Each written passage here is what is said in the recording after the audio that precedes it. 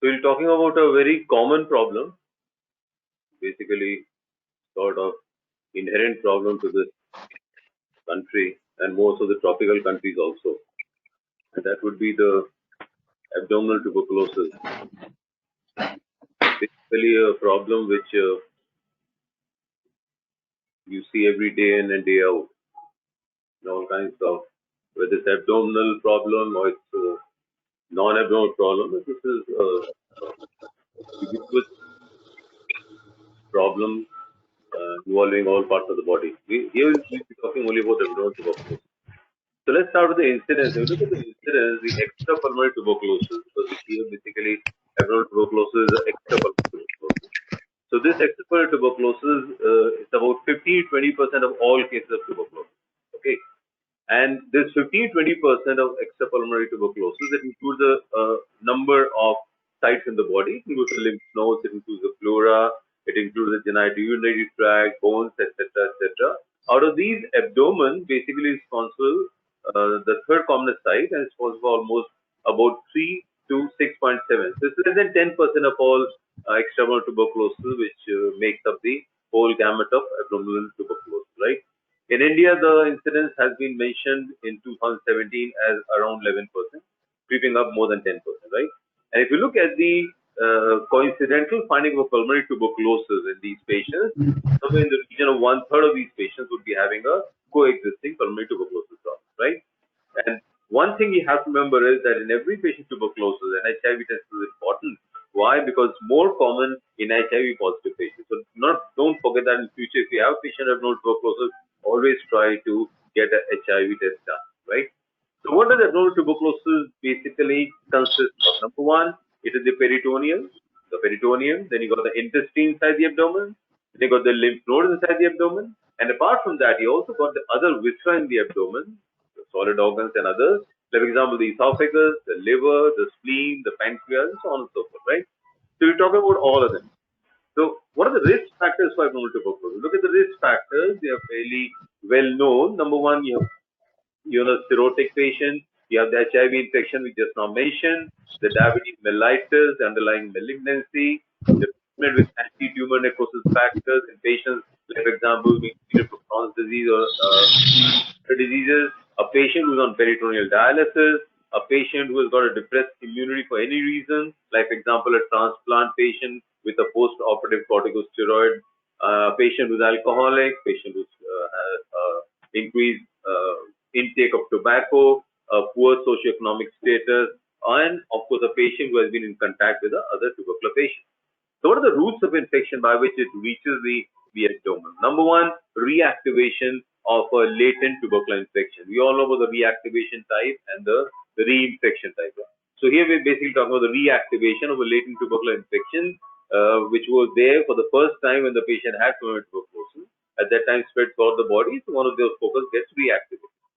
Number two, a primary infection can be there because of an enteral route, and that enteral route is basically either because of ingestion of unboiled milk, undercooked meat, or a swallowing of infected sputum in a patient who's got active pulmonary tuberculosis.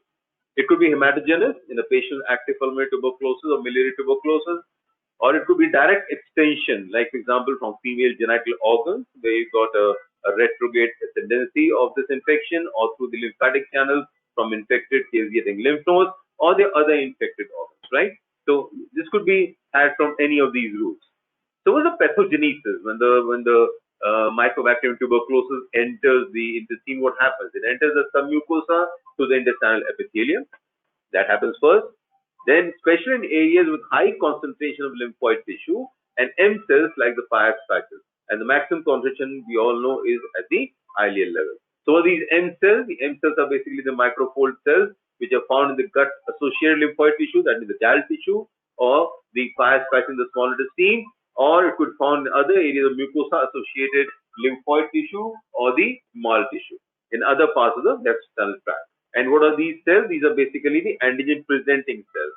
They got they express the protease cathepsin E, but basically just remember that these are antigen presenting cells. Okay.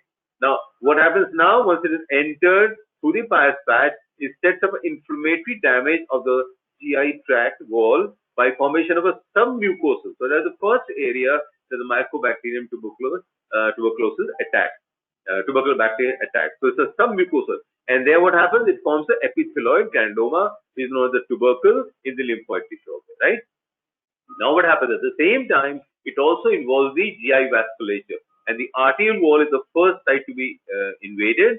And it is invaded by the granulomatous inflammation, causes thrombosis, ischemia, and all these exacerbates the GI damage already in process due to submucosal tubercle formation.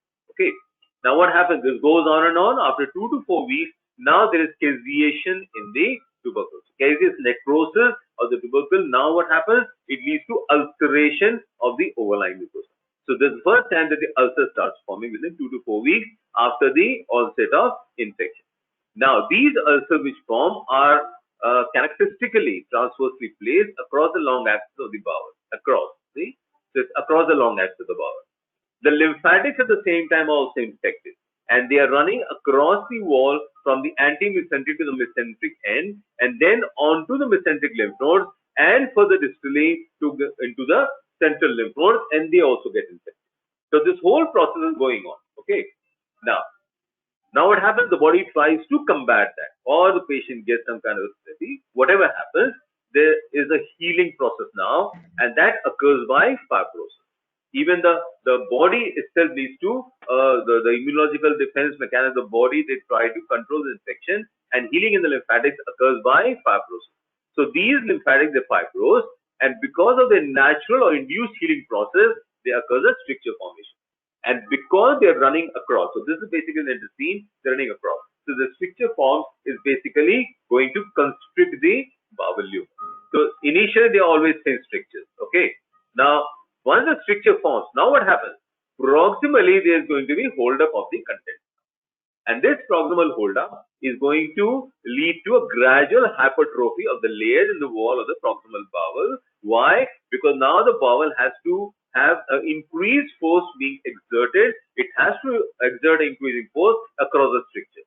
So in doing that, the persistent increased peristaltic activity leads to a gradual hypertrophy of the layers in the wall of the proximal bowel.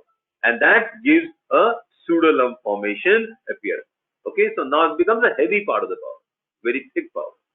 The mucosa also thickens, and it gets a granular appearance with hypertrophy and pseudopolyp formation. Okay, now the necrosis in the ulcer, it has burst into the lumen, but at the same time it also can proceed towards the opposite side. That basically means into the muscle layer, the deeper layers, and then onto the serosa, and from there, from the visceral peritoneum to the peritoneal cavity. Okay, now rarely these bacilli can enter into the portal circulation or the hepatic artery to involve the solid organs like liver, pancreas, spleen. Now this is a diagrammatic representation. So this is basically some mucosa, muscularis mucosa, and mucosa out here. Okay, one layer there. So muscular mucosa, and this is some mucosa, and you got the muscular layer, and you got the serosal layer. So the initial concentration was in this area. Now what has happened? A number of tubercles have coalesced together. They coalesce together. And once they coalesce together, now they burst into the lumen. This is the lumen, they burst into the lumen. At the same time, now this ulcer obviously has to be deep ulcer. Why? Because for the first time, as it was only in the submucosal layer. It doesn't go deeper than that, remember. It doesn't go into the mucosal layer initially to start with. So now it is going to spread in the muscle layer, and it's going to burst into the peritoneal cavity.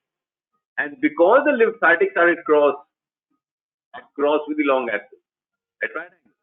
So this ulcer would always be transversely placed, number one, and the spread by the lymphatics would be at cross purposes with the long axis. And that's why this will lead to a stricture formation. Okay. Now, what are the cell types? What are the cell types? We have to know something about the cell types in this disease. Just a refresher course for you from your knowledge of pathology. Never harms anybody to get some kind of a knowledge as that's concerned. So you got the epithelioid cells, you got the foam cells, and you got the Langerhans giant cells. So these epithelioid cells are basically what? They're just transformation of the macrophages or histiocytes. They're nothing but they're transformed macrophages or histiocytes. And how do they transform? Why do they transform? Because of inflammatory mediators. So how do these cells appear? They appear like pink cells, eosinophilic cytoplasm. They're pink cells, indistinct cell margins, and slipper-shaped vesicular nuclei with prominent nucleoli. So vesicular nuclei and prominent nucleoli, that is, and along with indistinct cell margin, that's the characteristic of the epithelioid cell, and they're always pink looking. The foam cell is also there, and these foams are nothing but type of macrophages that migrate to the fatty deposits around the blood vessel walls. Remember, we said that the tubercular bacilli, the inflammatory process, the tuberculoma or the tubercle is going to also invade the vasculature of the GI towards the artery. So what does it attack in the blood vessel? It attacks the layer of fatty deposit around the blood vessel. And here what they do, they ingest that low density lipoprotein around the blood vessel and they absorb this lipid and thus they appear like foam. They have a foamy appearance. So these are known as foamy cells. And the last of all, the most characteristic are the Langhans giant cells, which are basically large cells. We all know about that. How do they form? They form by a fusion of the epithelioid cells. And they get a nuclei which is arranged in a horseshoe pattern in the cell periphery. Apart from this, the lymphocytes are always very characteristically present in these tubercles. So they are always present at the periphery. So this basically, the epithelioid, the foam, and the Langhans cell, they form the core, around the necrotic material. And the lymphocytes, they form the cuff or the surrounding. So this was basically tubercle formation. Okay. Now what is the immune alteration? The immune alteration in a patient who's got tuberculosis, GI, would be finding a depleted CD4 T cell count and increased levels of interferon gamma and increased tumor necrosis factor alpha cytokine. So this is basically the main alteration. There's a whole range of alteration. We don't want to go into that. This is just basically trying to understand what is happening in the body. Why? Because on this would be based on further tests which are now come into force, which can now be even applied for GI tuberculosis. So we come to the diagnosis. So if you look at the diagnosis overall of intestinal tuberculosis or abdominal tuberculosis for that matter, you got the hematological biochemical, you got the radiological, the endoscopic, the laparoscopic, and immunological, right? Nothing much to speak about the hematological because nothing very characteristic there. You have the anemia which is there. We all know that in any poor nutritional status that has to be there. But relative lymphocytosis is one thing which can be looked for. Relative lymphocytosis is more often than not present in a patient with tuberculosis. And then of course increased ESR, again a very, very non-specific finding. Serum protein, again more of nutritional status, the low total serum and low albumin, that would be characteristically present in these patients, but nothing to write home about. You cannot diagnose a patient with intestinal tuberculosis or abdominal tuberculosis just based on this, and CRP increase. Radiological, yes, that has got a lot to say and aid in the diagnosis of abdominal tuberculosis, but remember, it is never confirmatory. It just becomes a contributory diagnostic capability. So in the patient who has got a tubercular foci in the pulmonary compartment, a plain skygram of the chest can show or can throw up a pulmonary tuberculosis. An X-ray AP coincidentally may throw up a stippled calcification, which tells you yes, this patient had tuberculosis in the past. So these are just contributory factors. Remember, they're never confirmatory.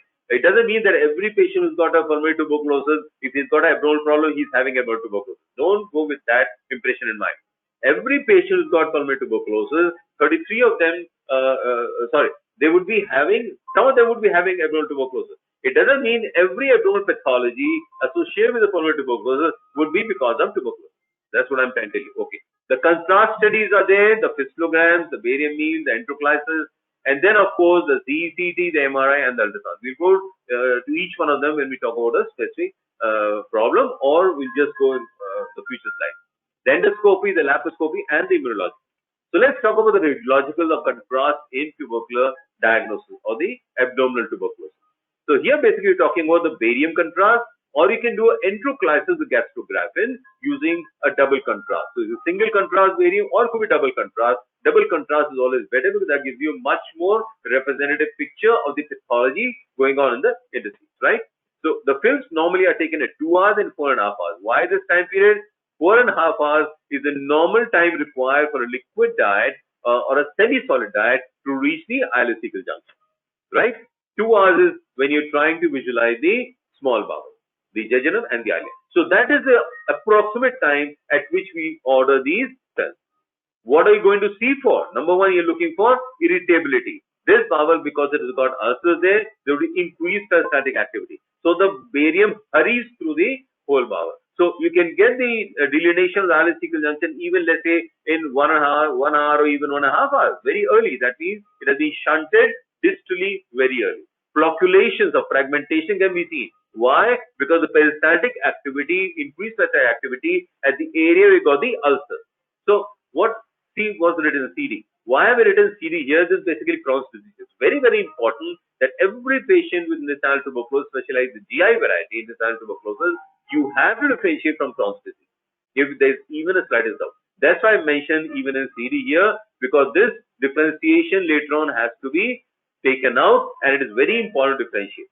Strictures with proximal dilatation again could be seen in CD, but what is seen is a thin stricture and concentric stricture in a patient of tubercular stricture, and it is non-concentric and broad in a patient of Crohn's disease. So thin and concentric, broad and non-concentric. Okay. And chain of lakes appearance is basically nothing but you get a pool of barium, then you get a very thin barium stream, then again get a pool of barium, a very thin barium stream. So it looks like areas of hold up multiple, just resembling like lakes, interconnected lakes. That's why known as chain of lakes appearance. Okay. Now obtuse ileocecal junction in ileocecal tuberculosis, basically one of the characteristics, and conical ileum. Again, a characteristic of ICT. We'll be talking about ICT for the future side. What else can you see with the enteroclass of barium positive? You can see a distorted cecum. You can see a pulled up subhepatic cecum with the ileum hanging down. So here it was an obtuse ileum, but with more contraction of the cecum, now it starts hanging from the lower part of the cecum. So it looks like a gooseneck. It's another gooseneck deformity. Or you can have an incompetent ileocecal wall, which has to occur once you get all such kind of distortions at the ileocecal junction. The dilatation, the pulling up, the distortion of the cecum. So the incompetent IC wall is almost a rule in a patient of ileocecal tuberculosis. In Crohn's disease, on the other hand, each ulcer appears as central tract of barium surrounded by a translucent halo. So you'll find a small spot of barium surrounding no barium at all, and then you find a patch of normal mucosa. That's characteristic about a C.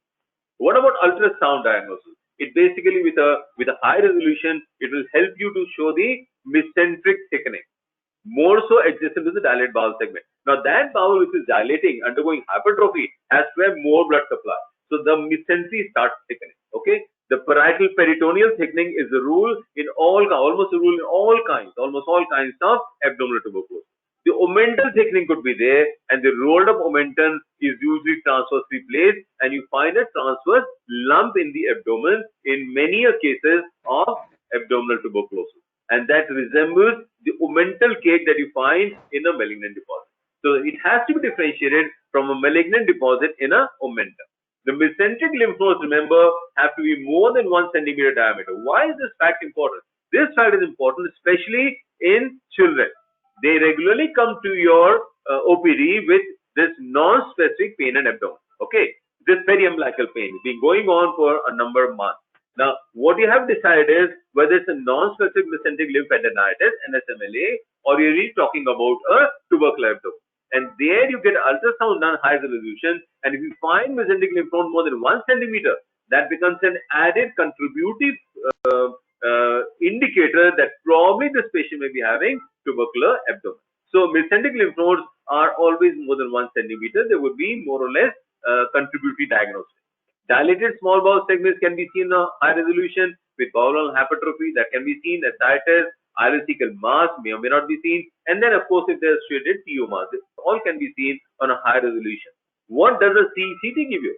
Now, additional to what you find in ultrasound, in addition to this, now you start finding peritoneal thickening around the bowel. The peritoneal nodules, the parietal peritoneal thickening are there. The nodules can be seen. The bowel hypertrophy would be much more seen in a patient as compared to ultrasound. The ileocecal mass is better delineated. The lymph node, the central caseation can be specified. You can see it in basically that would be a distinctive feature in contrast to Crohn's, where central necrosis is not the rule. Central necrosis is the rule in tuberculosis. It can occur in Crohn's very rarely, but not the rule in Crohn's. It's the rule in tuberculosis. Absence of fat stranding of the intestines, which is almost a rule in Crohn's. Absence of generalized thickness of fleshy small bowel mesentery, which is almost a rule in ileal tuberculosis. So in one, it is hypertrophy. In other, it is almost a fleshy small bowel mesentery. MRI may give you a false positive. Why? Because these lymph nodes or the area which you're trying to delineate would be having increased metabolism. Now, what does the MRI tell you? MRI just indicates an area with increased metabolic activity, right? Bottom line. So, even a facial tuberculosis, any inflammatory condition, an MRI always gives you a false positive. So, MRI doesn't have much to offer in as compared to a CT. What about the endoscopy? One of the major pillars of making a diagnosis. Why? You can do a gastroduodenoscopy. You can do a device-assisted enteroscopy with a single balloon or a double balloon, which can also be used for what? For enteroclysis. You can use single balloon, double balloon. You can use a capsule endoscopy, or you can do ileal colonoscopy, which forms one of the major aids to diagnosis. Right? Why? Because one of the major presentations in the GI tuberculosis is the ileocecal tuberculosis. Now, what can you do with endoscope? You can visualize, you can see whatever we have just now talked about, the endoscopic findings, and you can take a biopsy. But remember one thing in biopsy, where was the tubercle starting from? The submucosa. So basically it is a deep mucosal biopsy, and that's why sometimes it's also known as biopsy on biopsy. So we're just taking because a deep biopsy with endoscope is slightly more difficult. It's not improbable, you can take it, but slightly more difficult. So basically what you're looking for is a deep biopsy, that's known as biopsy. So first you take a biopsy from the mucosa, you create an area in the mucosa, and then you take a deep biopsy. That's why biopsy on biopsy. So first is mucosa, and then you take the submucosa. And why do you want this biopsy? Basically for histopathological and other studies. Not only histopathological, it also helps in diagnosis of in other studies also. And that is where it plays a crucial role in differentiation between intestinal and Crohn. The visual impression you just not talked about. What are the visual impressions trying to look for? You'll be looking for transversely placed ulcers. To start with, you'll be looking at mucosa. Then they go deep. They're sharp undermined edges, typical of a tubercular ulcer. And differential diagnosis from Crohn's, which to start with always deep ulcers. This starts as superficial. Once it goes deep down, or if it doesn't go deep down, the lymphatics take it down, then they may become deep, but more or less they are always more superficial than a Crohn's ulcer. Mucosal hypertrophy and pseudopolyps are there. A submucosal nodularity will be seen. That's why I said a granular mucosa and pseudopolyp formation, right? Cecum, hypertrophic lesions, contracted, thick granular, and deformed.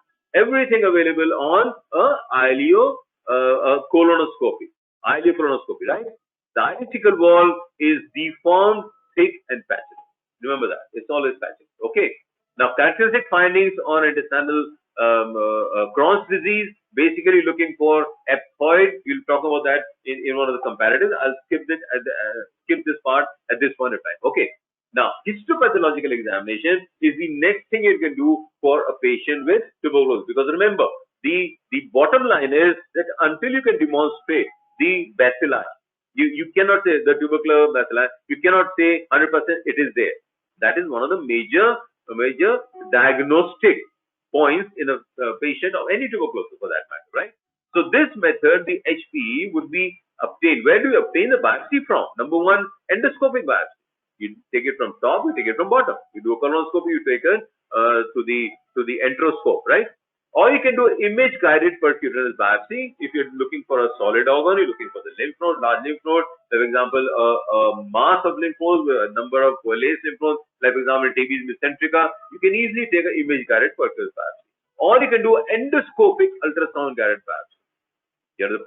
You're doing an EUS, and based on the EUS, you can take a biopsy. Or you can do a surgical biopsy by an open method or laparoscopic biopsy. Now, doing an open surgical biopsy doesn't make any sense because now we have the laparoscope. So, with a laparoscopic biopsy, that is one of the major pillars of taking a biopsy in these patients who got abdominal tuberculosis, where it is possible, right? Like for example, intestinal ulcer, of course, you cannot take that. There you can do what? You can take an endoscopic biopsy. And what are you looking for in a HPE? In HPE, you're looking for caseation necrosis in the granuloma, and there is a hallmark of tuberculosis, a caseating granuloma. What else? These granulomas have to be multiple, both in mucosa and submucosa. They start in the mucosa, then they also spread to the submucosa. They start with some mucosa, then spread to the mucosa also. And what else? They are always confluencing granulomas. They stick to each other and form one solid mass, just like the cervical lymphadenopathy, tubercular lymphadenopathy. Stage 1, discrete lymph node. Stage 2, lymph node adhering to each other. And stage 3 is what? They combine each other and they form a central core of necrotic material when you go on to form the prolapse. Similarly, out here, just like prolapse formation, here also, inside the abdomen. And number 3, they are large granulomas, more than 200 microbes. Large granulomas. Why larger? Again, to be compared with Crohn's. Because remember one thing, Crohn's and tuberculosis, even with best histopathological, it may often be very, very difficult to differentiate. Okay, so you have some kind of an added aid in making the differentiation. So it is larger, they are confluent, they got a central necrosis. These are slight points which are not there with it. Now, histologically, we already talked about the cells we talked about, and I told you a surrounding ring of lymphocytes. You got the Langhans, you got the epithelioid, the foamy cells, and central necrosis, and a ring or a cuff of lymphocytes. Right? But look what's written. Granulomas can also be seen in Crohn's, fungal, and sarcoidosis. That is where the problem comes. So these things, the first 3 points, help you to decide whether the granuloma looking at is really a tubercular granuloma or not. Why? Because giant cells, not the typical Langhans, but giant cells can also be found in other granulomas. They can be found in other granulomas. Remember that. Don't forget that. Right? Okay. What about now? What has happened is that we've done all these things. Right? Now, apart from this, I'll just come back to this.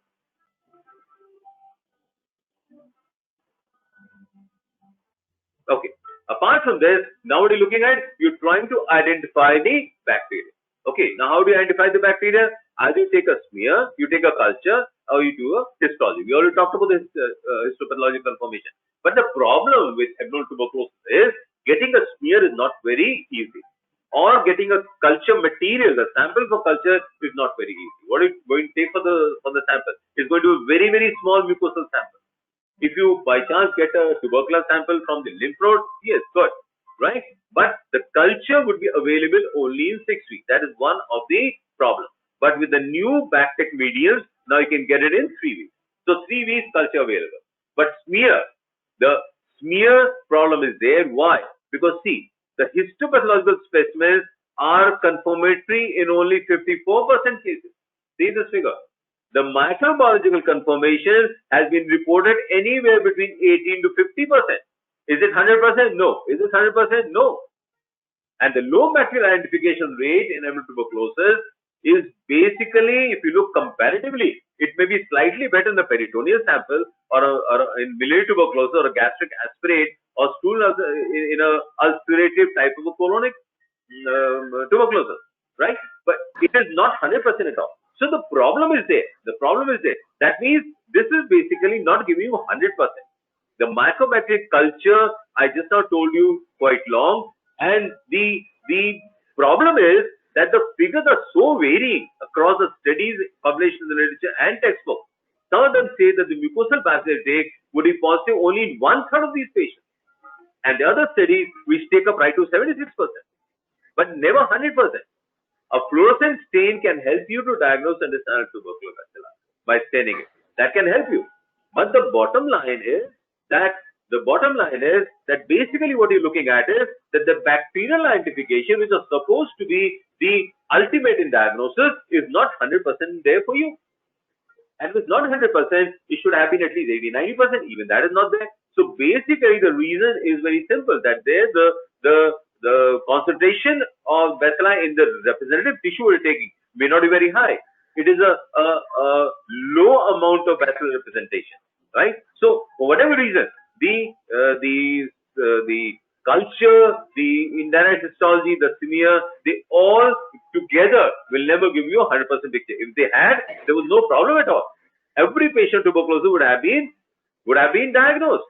So where does it bring us to? It basically brings us to the new test, right? I'll just give you basically introduction to these. Why? Because we're coming across these tests. You would have heard of these tests when you talk about pulmonary tuberculosis. Everybody now, expert and T-blot, they are all there for tuberculosis. We are hearing them day in and day out when you talk about pulmonary tuberculosis. But what is the role in abdominal tuberculosis or extrapulmonary tuberculosis? Now, one thing I tell you, that it is now getting more and more latitude in a kindly close your, please close your mic.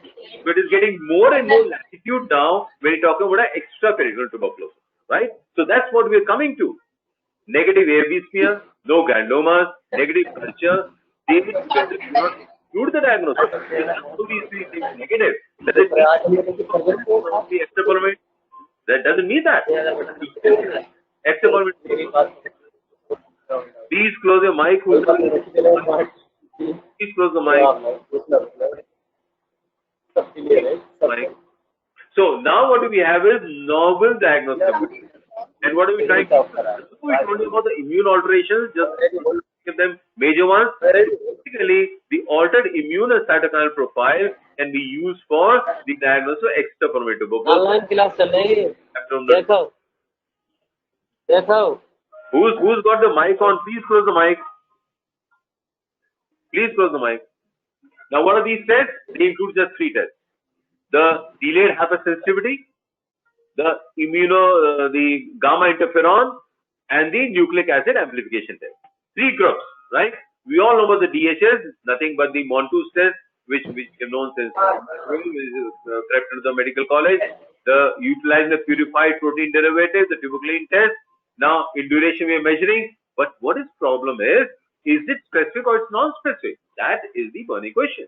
We just talk about the next slide. The interferon gamma release assay.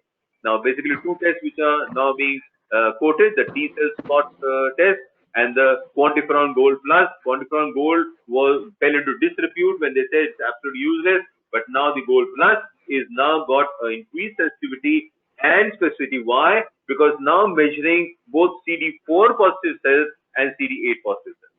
Right? CD8 positive cells. Meaning they are stimulated to release and they are basically the static and antigen. Now the problem is, who's got this mic on, please? Who's got the mic on? Kindly close the mic. Okay. So basically, you say that this could be even possible in a patient who has had BCG inoculation. But no, remember, these two antigens, they are distinguishable from those present in BCG and most of the non-tuberculous mycobacteria. Right? So far, so good. But are they confirmatory? If all this is to be taken at face value, it's very confirmatory. But no, look what's written out here. Negative TST or the tubercular skin test or DHS, TST just means tubercular skin test, which basically means Monto's, and IGRA does not rule out active tuberculosis. Means what? It is not 100% confirmatory. And a positive TST in IGRA, if it is positive, can you say the patient has got active tuberculosis? No. It cannot differentiate between active and latent tuberculosis. Again a problem. Again a problem. So that means their diagnosis is full of problems. And the third group of tests were the immunological molecular. That means the PCR test, which are the nucleic acid amplification test. Right? They are basically doing what? They are identifying the DNA sequence or the reverse transcription. Okay? And now this you may feel that is slightly out of your arena of abdominal tuberculosis, but no, it's not. Because these tests are now being quoted more and more often. A number of people are doing study in extrapulmonary tuberculosis, including abdominal tuberculosis. Now, the problem with PCR is it cannot differentiate between living and dead mycobacterial tuberculosis. Why? It remains positive for a long period of time. They should be used only for initial diagnosis, not for follow-up. And the problem is that what was tried out in experimental lab or research lab is not reproducible in clinical labs. So that the person from Ranbaxy or somewhere takes a sample and tries to replicate it, what was there in the research reported by the research lab, that is not there. Why? Because in the clinical lab, they give you a lot of false positive results. So all these shortcomings are there, right? Now, what are these, the nucleic acid amplification tests? They're basically trying to identify what? The DNA sequence or the reverse transcription, right? And what are the most common tests? You must have heard about GenProbe and Expert, MTB, which is mycobacterial tuberculosis, and RF stands for rifampicin resistance, right? So basically, you have come across these terms fairly commonly. Now, at least you know what we are talking about. In one, we are talking about the interferons. The other, we are talking about the cells producing the interferon. The bottom line is it. The bottom line is it. So one interferon and the other the cells producing the interferon. Right? Right. Now, what was he saying about TSP or Montus, whether it is specific or not? Now, we've been currently hearing that don't get a Montus done. It is absolutely non-specific in a patient who has had a BCG in earlier life. Now, the problem is simple. What you have to think is a BCG will give rise to a positive Montus until what time? That is not defined in the list. It's not defined at all. But one thing is defined, that if you have a reaction or induration more than 15 millimeters across, it is strongly positive. So even a patient has got a BCG inoculation, yes, no, whatever. Patient has 15 millimeter more, that can be taken as a positive tuberculosis. The one who has got 5 millimeters and 10 millimeters, I'm not going to go into the details of this, but these could be taken as positive, less than 5 millimeters, always negative.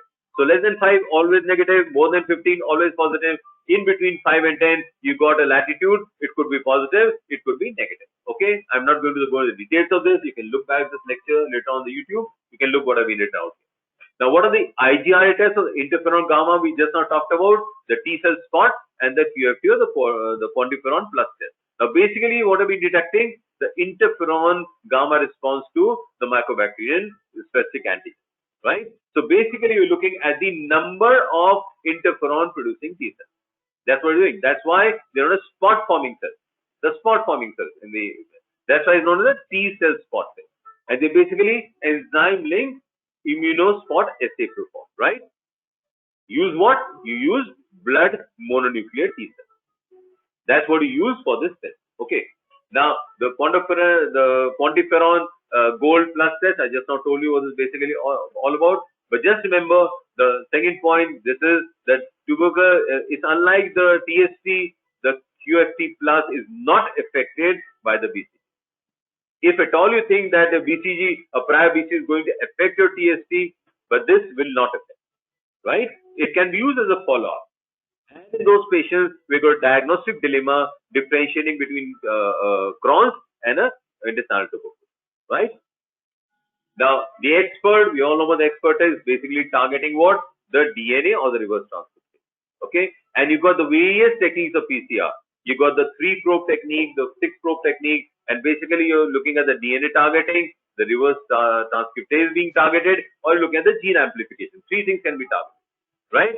But it is debatable whether it's good or not. The assay specificity is high, right? But sensitivity is low, and low positive and negative predictive value. Now, when you have these working against a particular test, it becomes more or less ineffective. The only thing working for PCR is what? Specificity. That doesn't say much about this test. So it has got limited use in clinical practice. Okay. Now, a Cochrane review has to be quoted, has to be mentioned, and that is 2019, a Cochrane review combining 20 studies has reported that the sensitivity of Dean expert in peritoneal fluid is about 50% sensitivity and specificity approaching 100%. Now, this has to be taken with some kind of a gravity. Why? Because Cochrane reviews usually mean something which has to be followed. Okay. So, a Cochrane review 2019, this is only last year. They said that, right? 50% sensitivity and 100% specificity. But this 50% sensitivity may not be enough. Okay? Right. Now, what is this Postian's criteria? This is a criteria which was devised in 1969, I think, if I don't forget correctly. And this was basically abdominal tuberculosis. And this said that you have to have 4 basic positivities when you say either these, when you say that you have to have or you are having abdominal tuberculosis. 1. A histopathological caseating tubercle in tube sample. Suggestive operative findings and consistent histology from lymph nodes. Culture animal inoculation showing growth of Mycobacterium tuberculosis. And number 4, histology showing acid-fast bacilli. Okay? Now, these 4. Now, there was some problem in this. The problem was it was not very easily followable. So, Logons modified it and he said that the clinical response to AGT has to be considered in every patient, right? Has to consider every patient. So now we're looking at the Logan's modification more than we're looking at the Postins criteria. We already talked about this bacterial identification. I'll just skip these slides now. Now, when he said the clinical trial, okay, Logan says that you have to look at the clinical response. The problem is it is an accepted method. Yes, in those patients where despite everything or whatever is available for you, you may not be having all the diagnostic facilities at your call. You may not be able to diagnose with all those facilities. So you just have to rely on what? The clinical trial. So clinical trial is now an accepted method for diagnosis. Okay. But the problem is until what time should we look for the clinical response? Now, most of the studies, they say that 15 days should be enough at least to give you some kind of a symptomatic response. It does not give you objective. That means if the patient had, let's say, an ulcer in the colon, which biopsy turned out to be tuberculosis, and you went in again and you looked at the endoscopic healing, it will not be there within 15 days. So what we are saying is objective healing will not be there, but subjective response would be there. So wait for 15 days. If you find patient has responded, continue with ADD. If not, then you have to start rethinking the diagnosis of that particular patient. A few studies said 3 months. Wait for the response for 3 months. But remember, 3 months may be a very long time, especially a patient who has got Crohn's and you are treating him like tuberculosis. Because 3 months will be a very late time, a long delay in a patient who's got a Crohn's disease. So, in a patient waiting for 3 months before saying he's got a CD and treating this patient tuberculosis may be a long time. So, a safe bet could be just waiting for 15 days with therapy and trying to look for a subjective response. Okay. So, in diagnosis, somebody could be there's a limitation in histology and culture, although both are complementary.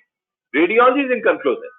So, improving the diagnosis, what can be done? Number one, the culture refinement could be done to about 50%. The histopathological and adequate number of biopsies can take more biopsies, take more deeper biopsies. That can be done. Reliance on newer techniques, molecular immunological arm may help. We still don't know. There are varied figures, but the Cochrane review says that yes, it could be used.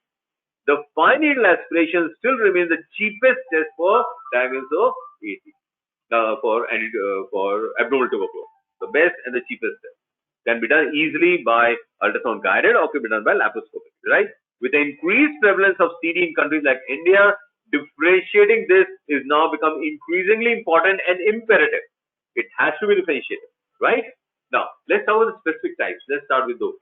The first and the most common is tubercular peritonitis.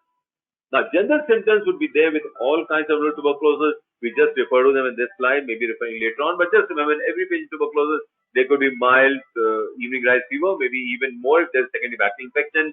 Weight loss is almost always there, except in the early stages of ICT, who's got a good immunological response. The weight loss will not be seen in the early stages. Abdominal pain, varying degrees, fullness, with or without abdominal lump. So these are more or less common with all kinds of abdominal tuberculosis, right? Now, the types of peritoneal, the subtypes of peritoneal tuberculosis are mainly 3. Number 1, the wet type. Number 3, the dry type. And number 2, the dry type. And number 3, the fibrotic or the fixed type. Wet type, we all know, occurs either as a total ascites in the whole of the abdomen, or it could be a localized collection of fluid, what we call as encysted peritonitis, or it could be a purulent form after rupture of a mesenteric cold abscess, what is known as a purulent tubercular ascites. Okay, the dry type is a plastic variety where there are a lot of adhesions between the visceral and the parietal peritoneum. We may having peritoneal nodules and adhesions starting from grade 2 to grade 3, grade 4, right? Grade 1 not there, that's basically initial inflammatory, but grade 2, grade 3, grade 4. More commonly, grade 3 and grade 4 adhesions. We all know what grade 3, grade 4 are, so I'm not going to go into that discussion right now. And of course, the third one, that's the fibrotic fixed type, which has got type 4 adhesions. 5 to 13% peritoneal tuberculosis would be having a fibrotic fixed type, which shows what? Matted bowel loops with thickened mesenteric omentum with a possibility of frozen abdomen. So much so that you can't even enter the abdomen, you can't even identify when you enter the parietal peritoneum. You can't even identify that layer. It becomes so matted, and that is where the problem lies. So how does it reach there? The same. Lymph nodes, tubercular enteritis, where the ulcer is now sent to the visceral and then to the parietal peritoneum. It could be bloodborne, salpingitis, or from an ILC. The symptoms we all talked about, but just remember, Pain is almost there, a major, fever major, and weight loss major, all more than 50% time. Constipation, diarrhea, parasparagmally, nothing to write home about. But the presentations are important. A peritoneal tubercular abdomen can either have an acute presentation over a number of days, or it could be over a number of months, when you like to call it a chronic presentation, right? Now, what are the space signs? Number one, you'll have ascites. Number one, may or may not be there. Tenderness may or not be there. Doughy feel may be there. A lump may be there in a peritoneal ascites due to tuberculosis. And lumps are there, number one, because of associated GI problem, that could be one, or it could be because of a cocoon formation, or it could be an encysted pelvic lump or an encysted periumbilical lump. So that encysted tubercular peritonitis could be there in the pelvis, or to the periumbilical, okay, any part of the abdomen. Or the lump could be there in a patient who's got peritoneal and GI tuberculosis, both of them. But just primarily peritoneal tuberculosis without any associated GI, you'll having a cocoon or encysted tubercular peritonitis giving rise to lump. Or a patient could be presenting with acute or subacute intestinal obstruction, right? Now, the acute tubercular peritonitis was this entity. This was not very well mentioned or not emphasized, I would say. It was always there, but never emphasized. What happened was, the patient came to the emergency ward with all features of acute abdomen. Abdomen was tender, distended, only a history of, let's say, about a week, and the patient had tachycardia, everything. And the resident saw him, took him to the OT, he got peritonitis, opened up, and what did he find? He found what? Straw-colored exudative fluid, and he found a number of nodules. Now he doesn't know what to do. Why? Because these nodules could be there. Why? Because of pancreatitis, acute pancreatitis. They could be there because of carcinomatosis peritonei. They could be a part of the hydrated syndrome, or they could be part of starch peritonitis. Anything. And he says, now look, there's no justification for unnecessary exploratory laparoscopy. Never do it. Next time you find a patient with all features acute peritonitis, you do a place diagram, everything, you still don't find any perforation. What should you do? Just do a paracentesis. Simple. Do a paracentesis. Send it for biochemical. That will save a patient unnecessary laparoscopy. Or if you want, you can at least put in laparoscope. That is saving a long incision to this patient. So basically, how these patients present, they mimic acute bacterial peritonitis. Exactly mimic. They have the same tenderness, same guarding, same distension.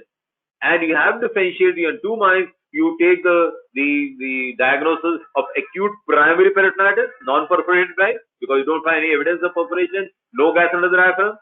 Acute bacterial peritonitis, acute pancreatitis. All things come to your mind.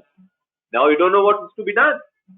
So you do a laparoscopy, or you just aspirate and send it for biochemistry, right? And the treatment is very simple. You aspirate and you do a AT. You give this patient antitubercular therapy and you aspirate, right? That is all that is required. This patient will respond. He'll respond. So this diagnosis should be made pre-operatively. Remember this. And that is why it's been specified, it's emphasized out here that tubercular peritonitis could well be an acute presentation. Never forget that. Never forget that, right? The acidic form of tubercular peritonitis is more of a chronic form. Basically, when it's not acute, it's more of a chronic presentation. And here you'll find a gradual increase in distension. The patient is running mild fever for the last 1 month, 2 months, or 3 months, whatever. Gradual loss of weight. He'll be having night sweats, and abdominal pain would be there almost more than 90% of patients. You examine, you find the ascites. If you're fortunate enough, you'll find the rolled omentum across the abdomen, running transversely. You may be fortunate or unfortunate, both. Why? Because now what creeps in your mind? This patient will be having a omental cake. It could well be malignant. So now this put a new light to the diagnosis. Okay, but then that would be present there, and because it's been there for a long period of time, it is now going to work against all the weak points in the abdomen, namely the umbilical and the inguinal, and the patient could well be having umbilical hernia or inguinal hernia, as is seen in most of the patients of cirrhosis. Most of the patients cirrhosis have been there for the last 5, 6, 7, 8 years. You find most of them coming with umbilical hernia or inguinal hernia. What's that? That's basically the increased fluid which has burst to the dam, sort of a dam, because these two act like a dam. This burst to the dam of umbilicus, burst to the dam of the inguinal region. It's now approach giving an inguinal hernia or umbilical hernia. Now, what's basically required? Once you make the diagnosis, the things required. Just give this patient ATD, and do a diagnostic followed by therapeutic aspiration. Nothing else required in a patient who's got just plain and simple tubercular peritonitis without any other added complication. Remember that. If they add complication, you have to treat them accordingly. What about insisted tubercular peritonitis? The problem comes that it has to be differentially diagnosed. Usually in the periumbilical region, that's the usual site that you find it, and there you have differentiated from the mesenteric cyst, which will show the typical movement on examination, running or moving across the line of mesenteric attachment. We all know that this would be more or less fixed.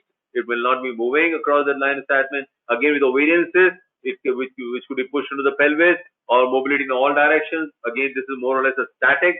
A patient could be having an acute intestinal obstruction because of that main problem. And then, of course, a retroperitoneal cyst could be there, which is again a non-mobile, and that could be a problem in differentiating, right? The differentiation can easily be done based on a CCT or an ultrasound examination, confirmatory by CCT. It can deal with all the extension of this particular disease or the particular pathology, the morphological details, where it's spreading, what is being involved, and then you can go ahead and do an aspiration. That almost suffices. You aspirate tubercular peritonitis, it almost suffices. But in those cases where it has got an added addition to the intestinal bowel, to the bowel, there of course you have to go in for some kind of a laparoscopic or a open intervention where you have to separate the adhesions or whatever is causing the obstruction. Okay, but this is the most problematic part, the plastic fibrous tubercular peritonitis. In minimal fibrosis, the adhesion and bands are there, just presentation of subacute intestinal obstruction, abdominal pain, or even acute intestinal obstruction. And what do you feel? Examine the patient, got a typical doughy feel. You may feel a lump, there will be some amount of distension, right? Now, the problem comes with the plastic peritonitis. And why is it problematic? Because this patient has got a lot of problems. He may be having subacute and he may be having acute. And the surgeon would be having a lot of problems. He would be. The patient already has a problem. The surgeon is going to have a problem. Why? In his wisdom, he tries to enter the abdomen. Because this patient has acute intestinal obstruction. He should. But if you get a CCT done and have it read by a good radiologist, he will probably tell you that, look, there are adhesions all over. I do find distant bowel loops, but I find that there's evidence, a lot of adhesions all over. And that should start the alarm bells ringing. And you should be very, very careful entering these abdomens. Why? A plastic peritonitis, 100% of time, if you have been able to go beyond the parietal peritoneum, you would be creating a endocrine fistula. If it is a really plastic abdomen, which is really frozen. But you are fortunate enough when the patient has got type 3 adhesions, not a plastic abdomen, yes, go ahead. You can enter the abdomen, you can do adhesiolysis, and you can take care of the problem of acute or subacute intestinal obstruction. Agreed. Now comes the much less known form, and that's the purulent form. The name purulent is a misnomer. Why? It's not really fun. What is it? It is basically the caseous material. So it is where the caseous material come from? From a large cold abscess inside. And where the cold abscess? Most commonly, the mesenteric lymph node was known as caseous mesenterica, which is now separated, caseated, and that caseation material and now burst into the peritoneal cavity. Or it could be a tubercular pyosalpinx, which is now ruptured. In either case, you're having a lot of pus inside the abdomen. And where is it localized? Either it presents as a pelvic abscess, a localized pelvic abscess, or it could be interloop abscess, or it could be a burst umbilical abscess, or umbilico-enterocrineal fistula. These are all presentations of a purulent tubercular peritonitis. Okay, as I said earlier, treatment is explore if possible, and that would be helped by a good CCT. If you can do it, do an exploration either by open method or laparoscopic method as you deem fit, depending on the conditions available in a particular patient. But these are the options available. But if you've got a plastic variety, you can't do much. Just put this patient on ATD and conservative therapy and hope for the best both for yourself and for the patient. The specific diagnostic criteria to take on a status. There are a lot of conditions given rise to a status. So what are you looking for? Number one, the biochemical and cellular. Protein level more than 2.5 grams per percent. Serum albumin, the SAG ratio less than 1.1. That basically tells you what? The albumin in the acidic fluid is more. That's why you're saying serum albumin acidic ratio, the serum ratio, and this is more than 1.1. Less than 1.1, that ratio. The glucose acidic fluid to blood glucose ratio is less than 0.96. right? The ADA level, that is adenosine deaminase level more than 30 units per liter. That's a cutoff. Serum cutoff is more than 54 units per liter, right? Now, what are you looking for? Number one, the ratio acetic and serum, you're looking for 0.984, more than 0.984. But more specific for tuberculosis, and that's why ADA level is now taken as the major biochemical parameter in the acidic fluid. And it has got a high sensitivity, 100%, sensitivity 97%. Using what? Cutoff values from 36 to 40 international units. So if you have an ADA level more than 36 to 40 international units per liter, it is probably got a lot of there's a lot of indications that this patient probably has tuberculosis. Co-infection with HIV, acidic ADA levels can be normal or low. So these are the shortcomings of an ADA level. Falsely high values can be seen in a patient with meningitis. So every ADA level rise cannot be taken on face value. It has to be correlated with the clinical condition or other comorbid pathologies present in that particular patient.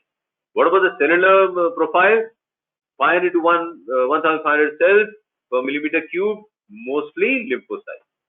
Right. All these tests, whether biochemical or cellular, they can be masked with coexisting transudative pathology or transudative ascites, like for example, cardiac, nephrotic, cirrhosis, except perhaps for the ADA level. So that is why this is considered to be one test in the ascites, which the acidic fluid, which has probably got more bearing on the final diagnosis of tuberculosis rather than the other tests. Other diagnostic parameters, culture. Culture for what? Culture for the tubercular bacilli. Positive culture would be the gold standard. Agreed. But what is the tissue cultures have a very low yield, 29-35%, and takes, I told you, 3 weeks if you're using a bacteric medium. And only 3% the samples are smear positive. So culture growth 29-35 and smear positive is only 3%. Look at these figures. Very, very exasperating figures. They don't tell you much. But what has been written is that if you take a culture from a acidic fluid of 1 liter, which has been centrifuged, 1 liter of acidic fluid, centrifuge it, and you take the sediment from that and use it for culture, that the sensitivity creeps up to almost 80%, mentioned in a few papers in the literature. So just telling you because I found this to be interesting, that if you take 1 liter of acidic fluid and you sediment, you centrifuge it and take the sediment and you use it for culture, then that would increase the positivity of the culture to almost 80%, right? The molecular testing using a PCR assay may be considered as an adjunctive test. So it's again not confirmatory right now. So they are not using these tests as confirmatory tests, but they're using it as a adjunctive test. Laparoscopic visualization and tissue sampling is probably the best and the most diagnostic of all in all patients who got ascites, not the plastic variety, but the other varieties, right? What are you looking for? You're looking basically for the nodules, right? You're looking for the fluid, the stromal fluid. And this visualization with histological evaluation, see the sensitivity is what? 98%. So that probably is one of the best tests available, right? Now, what are the complications? The spontaneous complications, if you look at the natural history of these patients who have got tubercular ascites, especially of the fibrous type, these would may be having spontaneous internal fistulization. Internal fistulization could be there, or external fistulization of the umbilicus. Now, one of the causes for spontaneous fecal discharge from the umbilicus is a tubercular abdomen. And in which variety does it happen? Most commonly, if it is as a natural cause, that's why you call it spontaneous. There's most commonly the plastic peritonitis, right? Or a frozen abdomen as a natural history, the plastic abdomen again. And of course, if you have operated on this patient, a complication which could be occurring as per and post-operative, the most common is enterocutaneous fistula and septicemia, right? Now, this is what a cocoon looks like. We talked about the cocoon, the lump. This is what a cocoon looks like. See this cocoon? And see this fine layer around the intestine. There's a fine layer. Here is a fine layer. And you have to be very, very painstaking. This is a very arduous task. You have to separate this layer, cut each layer, and separate each part of the bowel. And it's very easy. When you're doing this maneuver, it's very easy to nick a part of the bowel and convert it to what? Enterocutaneous fistula. Then you have to keep repairing it. This patient already has a obstruction. So you have to separate that. So it becomes all kinds of complications, right? So what I was talking about CCD. Can you see this thickness out here? So this a CCD can easily tell you if the patient has got a plastic abdomen. So if you're suspecting, even faintly suspecting a plastic abdomen, please do not go ahead without a CCD examination. Okay. Now the abdominal cocoon. Just a few words of abdominal cocoon. Why? Because I've seen in residency even a number of people across the surgical fraternity that cocoon is taken to be synonymous with tuberculosis. Wrong. Wrong. Why? The most common cause of cocoon is not tuberculosis. Let's look at the acquired causes of cocoon. Serious complication of CAPD. The patient on CAPD, if by chance you have been able to do, you have been called to do a laparoscopy in a CAPD, where you have been asked to reposition the catheter. We've done a lot of patients. That patient may be able to reposition the catheter. Everywhere you find a thin layer cocooning the whole of the viscera. Or the patient has had a indwelling ventriculoperitoneal shunt. Or the patient who is on prolonged proctoral therapy. This is basically what? Beta 1 blocker for cardiac arrhythmia. Or the patient got diseases like sarcoidosis, systemic lupus erythematosus. Or the patient has got orthopic liver transplantation, or tubercular pelvic inflammatory, that is the last in the line. In all these above conditions, what's happening? Why does the patient have cocoon? Basically, there is some degree of peritoneal irritation, inflammation, for whatever reason. In a few, it's very obvious whether fluid is continually going inside the abdomen, or that there has been infection out there, and the final effect leads to what? A peritoneal fibroneogenesis, and that is what makes the covering over the viscera. And it's more common in females. Cases in males have been reported. There's another one, the primary idiopathic abdominal cocoon. It's a rarity, and it's described in young girls from tropical regions, right? And the proposition or the explanation is that retrograde menstruation causes peritoneal irritation and has been speculated as a possible cause, right? In recent literature review, only 4 idiopathic patients have been identified. One thing which I forgot to mention on the slide is that there is a congenital cause, and that congenital cause is an accessory visceral peritoneal layer. As we mentioned in anatomy, as we mentioned in embryology. Just note it down. Accessory or a secondary visceral peritoneal cover. One is viscera is covering each part of the bowel. Agreed? There is another accessory visceral covering which is now enclosing a lot of the bowel. So that is the third reason, which is really a congenital or embryological reason for a cocoon development. So this is basically on the cocoon, and I just not told you because I thought it better to tell you cocoon because that is considered to be synonymous to tubercular abdomen. No, it's not synonymous to tubercular abdomen. Look for an alternate cause. Don't take it for face value. Patient has got tubercular abdomen. Don't take it on face value. We're talking about the nodule. See, this is basically nodule where you're talking about a malignant nodule. See, this is malignant nodule. As opposed to this, see, this is basically a tubercular nodule. So the pattern nodularity is different. Right? So that is basically what the nodules look like when you're going inside the abdomen, and by chance you find these nodules there. So what are really creating the nodules? One, it could be tubercle, which we're looking for. I told you carcinomatous peritonei, but other causes could be there. Pseudomyxoma peritonei, acute pancreatitis, saponification of the deposition of the calcium there, or it could be a hydrated syndrome, or it could be starch granuloma. The patient had some kind of past surgery. He was using a lot of starch on the gloves. The gloves that he was wearing had a lot of gloves on it. That's why now what is advised? That he should use what? Absolutely starch-free or powder-free gloves. They no longer advise powder gloves. They advise powder-free gloves. This is the reason. And starch granuloma is one of the causes which led to a descemitestinal obstruction. So ultimately, the treatment of tubercular peritonitis is basically AGT and treat associated